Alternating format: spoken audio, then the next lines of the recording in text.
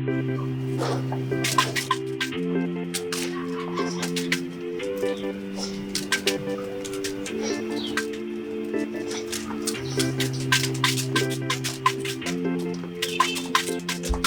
me donne. Ah, mon frère, la raison là. Ah, bien dit. Ah, dit. De quoi ça arrive là?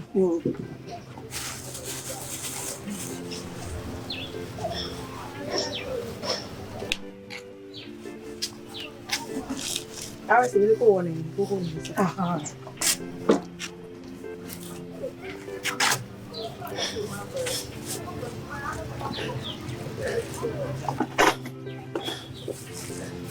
Cái rồi wow.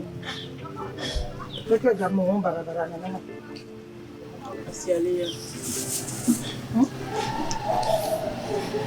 Ama de ko na kala le ti de yo to bi mo.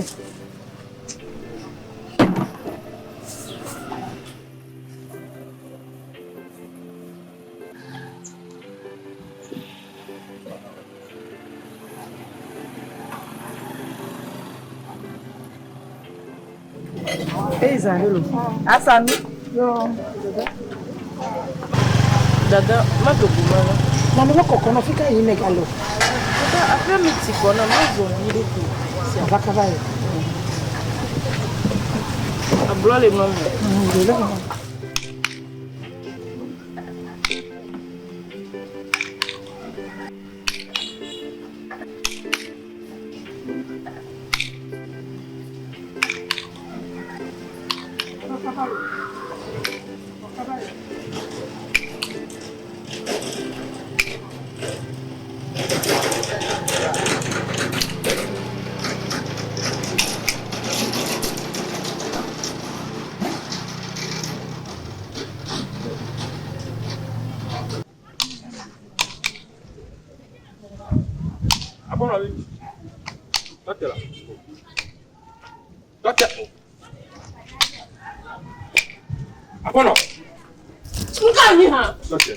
Tote la. Mini chirikala.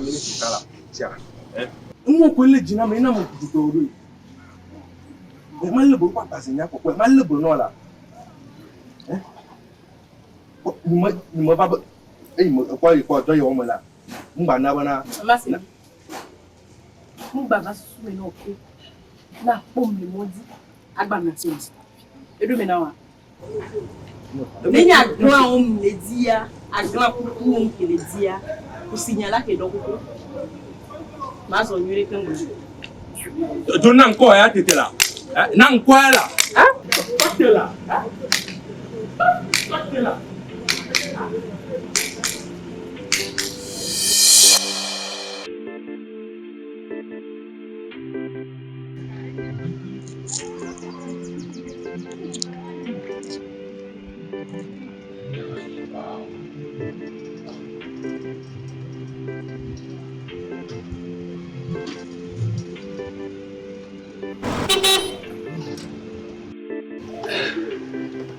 Tu voyais?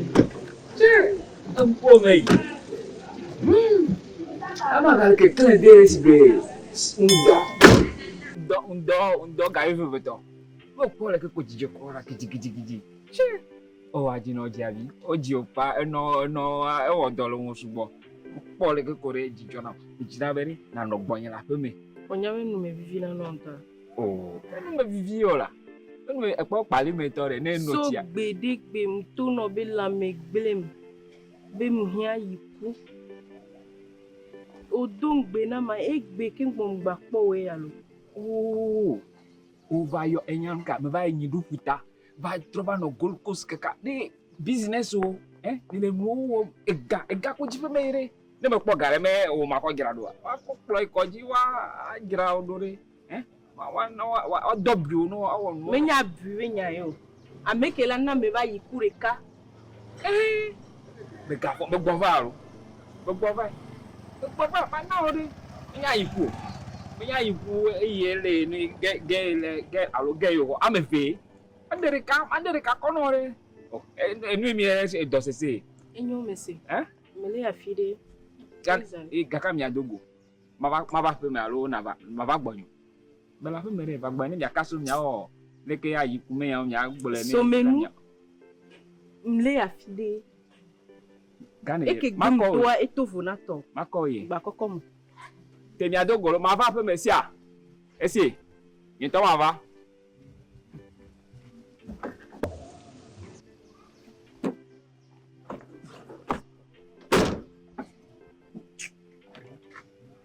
Adaiku, akona ya.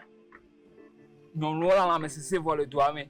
Ben me de koma cho ado. Ya maka wa cho yi kenye to ba de ton yere ka ko ne nya ba su sigbe ya.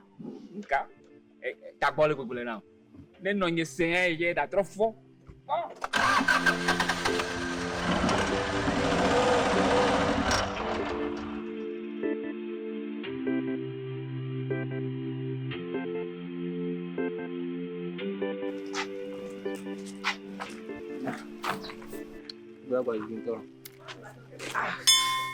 Eko lo ni si dok ki mo am chozi na.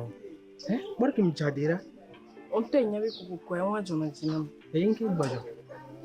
Onto nya ko hikele dini keke omi. Ate. Ndingo ko jam wona no. So na ga no plina no ko balidi o. Ke ma gbate ona wu. Oh, la famille. Omdung benambe ya da yuko de kanama. Aha, ma nyare wa. Ayiku. Okay, mse. Bavon. Oto nya ma ton di pe nai. Iku ko dia ma wa sia. Ma buta mi sontire. Geme odola do yiku na. To consider reka. Consider reka. Okay. Iso bia zomo. Iki tombe gba ma gbora. Ni m prova kwari. Iku mi le konzi ma ba da yiku na sia. Shalo. Nyem dibe mapo. Bavon mate tati ona ko. Nya be mlo yi mi nya gbe. Oka no ku de meke madu. Oka bavon sia. Gba fanvio. Ni ngbo va kwari ma ba da yiku na sia. O ngba fanvio la ngba fanvio sia. Ngba fanvio sia. Ngba fanvio sia. Ngba na re. Ma sonde no ni o ina so do mo sia. Ma sonde no lo yi kwa la so do.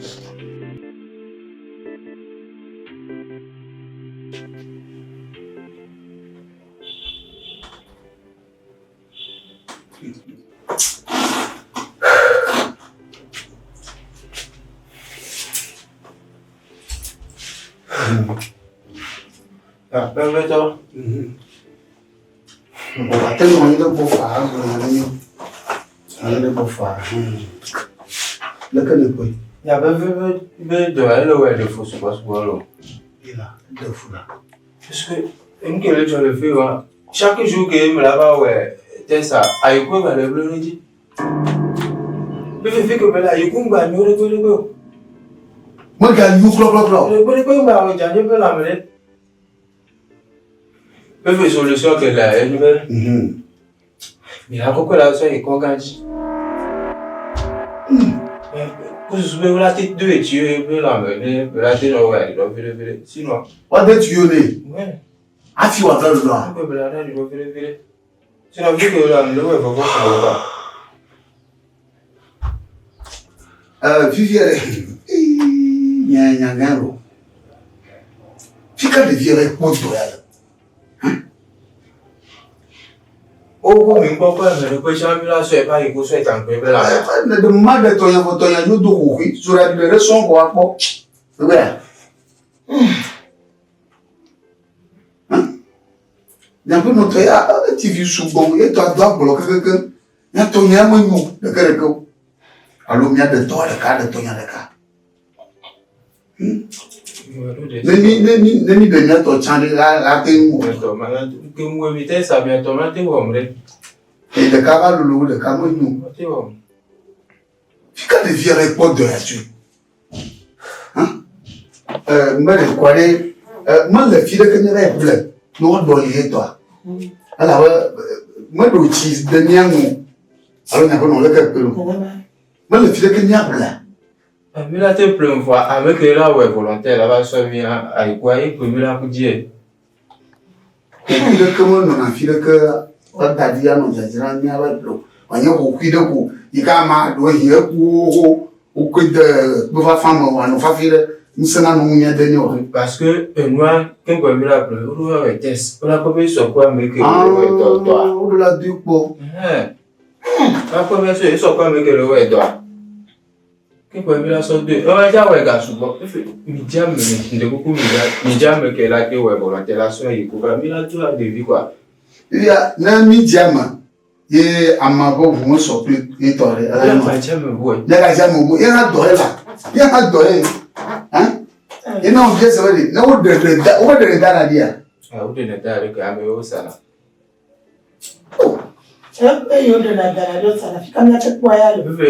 Parce que on est parti souvent, on est dans les messages. On est parti, tu as bien plié. Hein? Pourquoi défiler comment pour descendre quoi? Hein?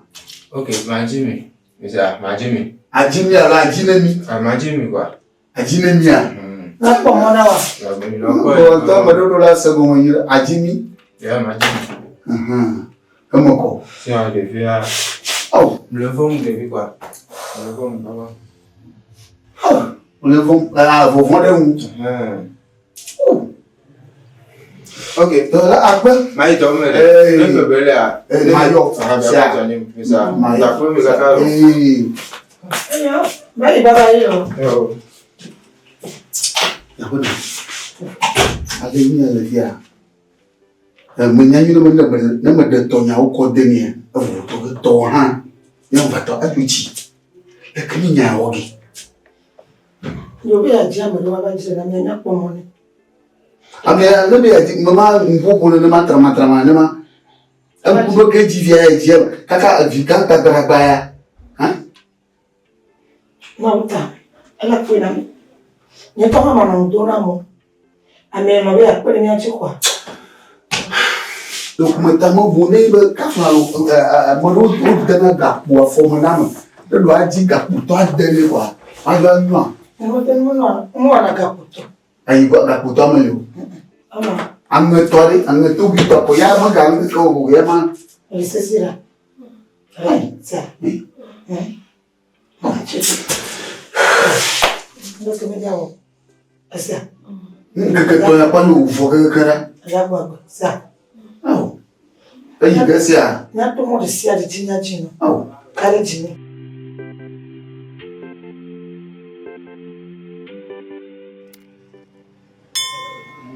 Abroto.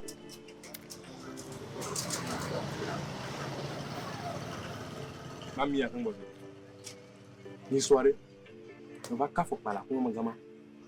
Ki mo dogo ko mo po. E ti bi nya ko fore re ko fia. E dogo so afamu. E fi o ya. Ore kuku dagbe ya. O da dagbe. O jagora. Awo o jagora ke. Ah vinye. Le benelo. Ko mo po yin soirée. Ibo ni le chinam kaka. Wa ai mo ya. Wa mala na mota ma karji review on to view. E le ya bo num do. Ma ngu pune ko jogbon. Nyara ko gro num bo mo defo. Oh, na ma hamo kokon no le nana. Ha mo kokon ne kra. Mpo ya po mi le fiel konji. Ele de yo fola. Piga le bon. Oh. Ye ba ikwo ma fakata gble. Oh. Lo chaka ni afi o wadi don tete ado. Ke do nan ai ko mo fa kama. Ama fakata. Ta mi ya me ya pede mi anti anani e tore de ka e jimi le fiel. Lotelo. Ifia. Ya to barka. Mi kwanjari. Uno por kane kwa. Ah. Ya por ka mala domia je. Não. Ah, e vinha le fiare. Tamo se va si ma do asimo do de pia. Por que mi atere dinheiro. Ada fu. De jubinya poma. Kano doga malema.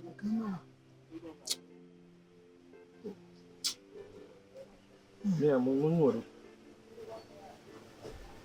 Nyanya ko boyalo. Na. Não, não. Boyalo fumbira.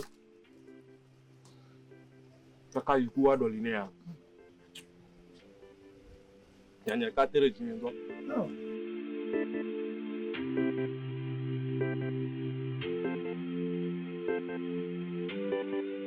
Yo, minha horizon. Yo, papa. Yo, me dou que faz. Papa,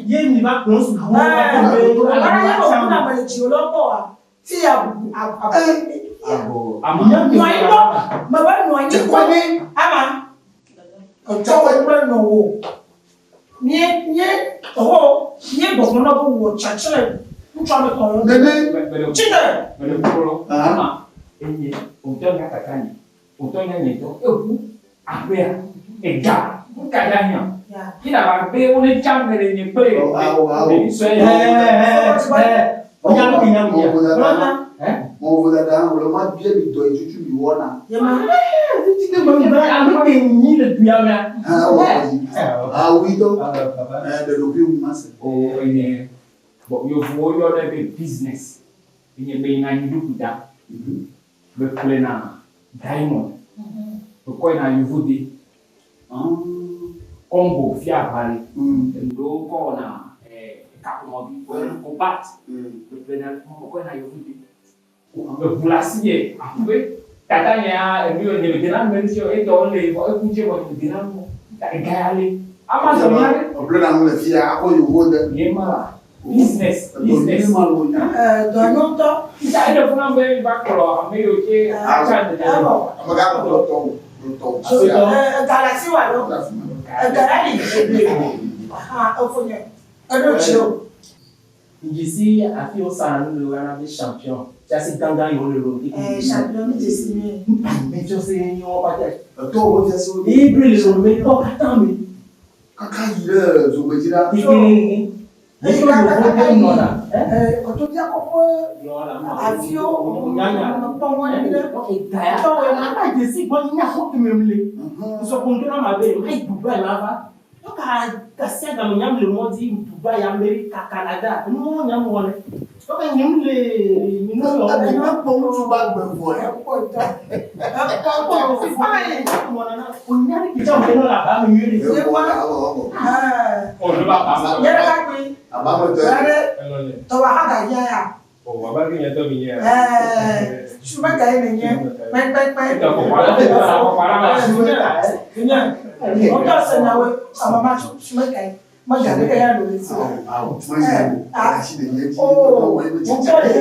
avec champion, on tient.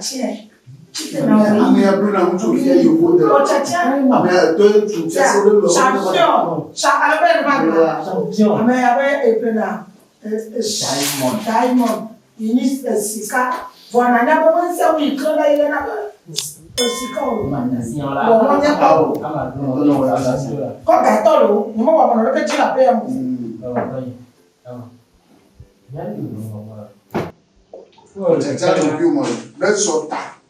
Et il y a d'autres choses.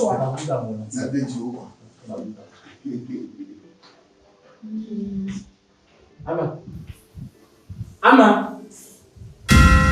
Bravo.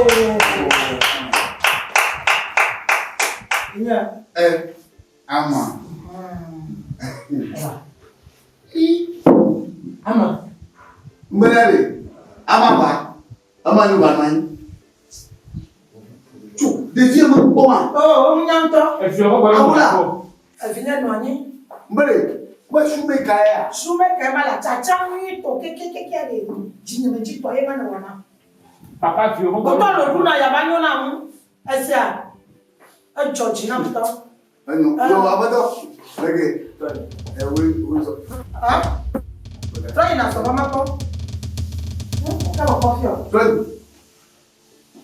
Oh. Hein? Moi, bon, moi, allez. Oh, non. Ah, bah, tu. Mbele. Le gars, il va me dire. Il va me dire.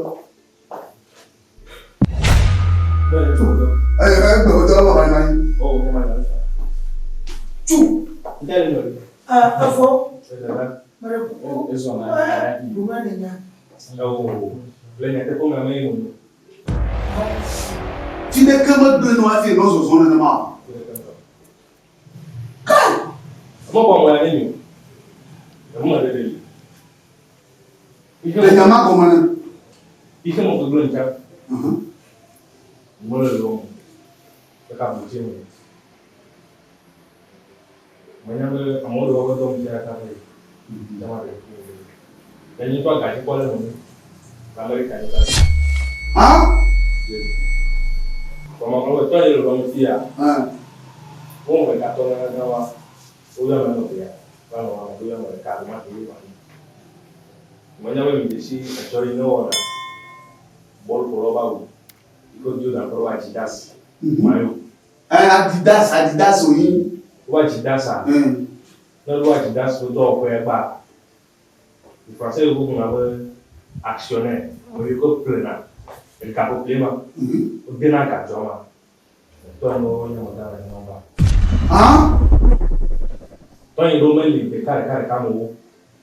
Mais les gars, mal tordu quoi. Oh, Momo. Les carrés comme vous. Il faut mettre sur la boutique. Voilà, Afrique. La Afrique a besoin. Il faut qu'on le jam. Jam, tu pas les noms Non, il n'a pas cette ronde. Non, continue. Quand on dit, je suis macaron.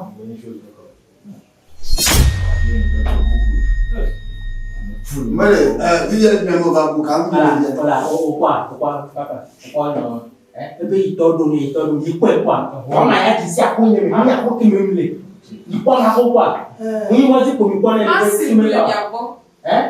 Pourquoi j'avais pourquoi quoi? Tu as demandé qu'on a un colère, le gars. Ah oui, à ma tombe, on ne peut pas vous Et Gaola, t'es non, merci à l'ébébé. Why you me hear me one year to me to make me make parenting you?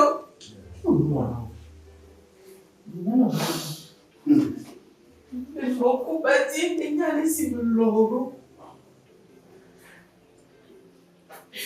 Tout si la fille. Il a décidé va y pour na.